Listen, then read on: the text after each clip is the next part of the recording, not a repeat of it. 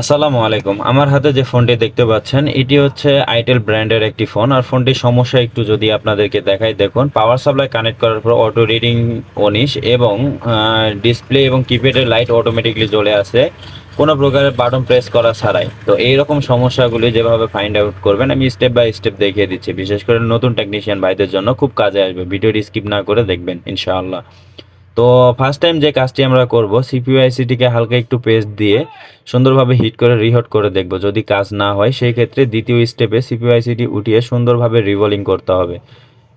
এছাড়া আর কোনোভাবে বুদ্ধি নাই। আর যদি রিভলিং করার পরেও না হয় সেই ক্ষেত্রে আইসিটিকে পরিবর্তন করে নিব। যেহেতু আমি আইসিটি রিহট করে দেখছি কাজ হয়নি, আর আইসিটিকে আমি পরিবর্তন করে দিব। অবশ্যই পরিবর্তন করে দেওয়ার আগে কাস্টমারের কাছ থেকে বিল করে নিতে হবে। আর অবশ্যই আপনারা কমেন্ট বক্সে জানিয়ে দিবেন তো এই সেটের আইসিটি পরিবর্তন করার পরে কত টাকা আপনারা বিল করেন।